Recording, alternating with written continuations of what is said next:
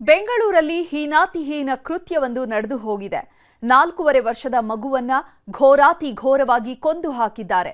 ನೀಲಗಿರಿ ತೋಪಲ್ಲಿ ಸಿಕ್ಕ ಬೆತ್ತಲೆ ಮೃತದೇಹದ ಸುತ್ತ 10 ಅನುಮಾನ ಹುಟ್ಟುಕೊಂಡಿವೆ.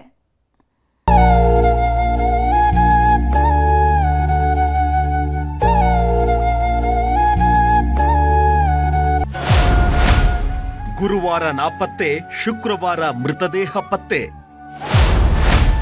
ನೀಲಗಿರಿ ತೋಪಲ್ಲಿ ಕಂದಮ್ಮನ ಸಾವಿನ ರಹಸ್ಯ.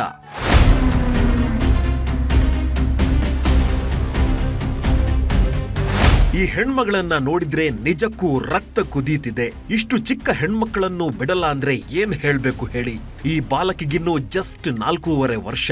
ಹೆತ್ತವರ ಮಡಿಲಲ್ಲಿ ಇರ್ಬೇಕಿದ್ದ ಮಗಳು ಇವತ್ತು ನೀಲಗಿರಿ ತೋಪಲ್ಲಿ ಹೆಣವಾಗಿ ಹೋಗಿದ್ದಾಳೆ. ಗುರುವಾರ ಸಂಜೆ ನಾಪತ್ತೆಯಾಗಿದ್ದವಳು ಶುಕ್ರವಾರ ಬೆತ್ತಲೆ ಹೆಣವಾಗಿ ಪತ್ತೆಯಾಗಿದ್ದಾಳೆ. ಮನೆ ಬಳಿಯೇ ಆಟ ಆಡ್ಕೊಂಡಿದ್ದವಳನ್ನ ಕರ್ಕೊಂಡು ಹೋಗಿದ್ಯಾರು, ಇಷ್ಟು ಹೀನಾತಿಹೀನವಾಗಿ ಕೊಂದು ಹಾಕಿದ್ಯಾರು ಅನ್ನೋದು ಮಾತ್ರ ಗೊತ್ತಾಗ್ತಿಲ್ಲ.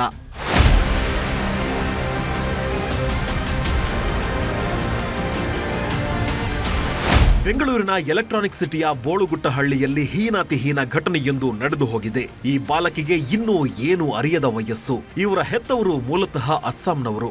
1 ವರ್ಷದ ಹಿಂದೆ ಬೆಂಗಳೂರಿಗೆ ಬಂದವರು ಇಲ್ಲೇ ಚಿಂದಿ ಆಯೋ ಕೆಲಸ ಮಾಡಿಕೊಂಡಿದ್ರು. ಹೀಗಾಗಿ ವಿಟ್ಟಸಂದ್ರ ಸಮೀಪದಲ್ಲಿ ಶೆಡ್ನಲ್ಲೇ 20 ರಿಂದ 30 ಕುಟುಂಬಗಳ ಜೊತೆ ಇವರು ವಾಸವಾಗಿದ್ರು. ಈ ಹೆಣ್ಮಗಳ ಹೆತ್ತವರು ಚಿಂದಿ ಆಯೋ ಕೆಲಸ ಮಾಡಿದ್ರಿಂದ ಬೆಳಗ್ಗೆಯೇ ಮನೆ ಬಿಟ್ಟು ಹೋಗಿದ್ರು.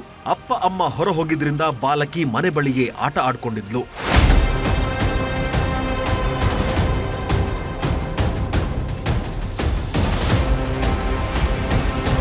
ಮನೆಯಲ್ಲಿ ಒಬ್ಬಳೇ ಇದ್ದ ಈ ಕಂದಮ್ಮನ ಮೇಲೆ ಅದ್ಯಾರ ಕಣ್ಣು ಬಿತ್ತೋ ಗೊತ್ತಿಲ್ಲ.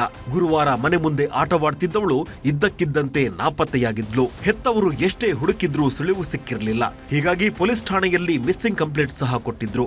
ಇದಾದ ಒಂದೇ ದಿನಕ್ಕೆ ಬೋಳುಗುಟ್ಟಹಳ್ಳಿಯ ನೀಲಗಿರಿ ತೋಪಿನಲ್ಲಿ ಬಾಲಕಿ ಮೃತದೇಹ ಪತ್ತೆಯಾಗಿತ್ತು. ಮೈ ಮೇಲೆ ಬಟ್ಟೆಗಳಿರಲಿಲ್ಲ.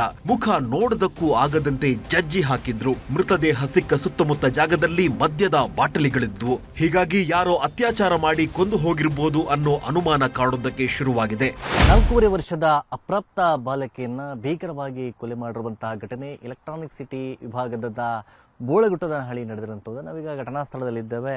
ಈ ಒಂದು ನಿರ್ಜನ ಪ್ರದೇಶದ ನೀಲಗಿರಿ ತೋಪಿನಲ್ಲಿ ಈ ಒಂದು ಘಟನೆ ನಡೆದಿರುವಂಥದ್ದು. ಅಂದರೆ ಗುರುವಾರ ಅಪ್ರಾಪ್ತ ಬಾಲಕಿ ನಾಪತ್ತೆ ಆಗಿದ್ಲು. ಅನಂತರ ಮಿಸ್ಸಿಂಗ್ ಕೇಸ್ ಕಂಪ್ಲೇಂಟ್ ಅನ್ನು ದಾಖಲು ಮಾಡಿಕೊಂಡಿರುವಂತಹ ಎಲೆಕ್ಟ್ರಾನಿಕ್ ಸಿಟಿ ಪೊಲೀಸರು ಈ ನಿರ್ಜನ ಪ್ರದೇಶದಲ್ಲಿ ಪರಿಶೀಲನೆ ಮಾಡಿದಂತಹ ಸಂದರ್ಭದಲ್ಲಿ ಈ ಒಂದು ಜಾಗದಲ್ಲಿ ಅಪ್ರಾಪ್ತ ಬಾಲಕಿಯ ಶವ ಪತ್ತೆ ಆಯಿತು. ಒಟ್ನಲ್ಲಿ ವೈಯಕ್ತಿಕ ದ್ವೇಷವೋ ಅಥವಾ ಕೀಚಕರ ಅಟ್ಟಹಾಸವೋ ಗೊತ್ತಿಲ್ಲ. ಆದರೆ ಮನೆ ಮುಂದೆ ಆಟ ಆಡ್ಕೊಂಡಿದ್ದ ಕಂದಮ್ಮ ಮಾತ್ರ ಘೋರಾತಿಘೋರವಾಗಿ ಪ್ರಾಣ ಬಿಟ್ಟಿದ್ದಾಳೆ. ಆದೂರು ಚಂದ್ರು, ನ್ಯೂಸ್ 18 ಆನೇಕಲ್.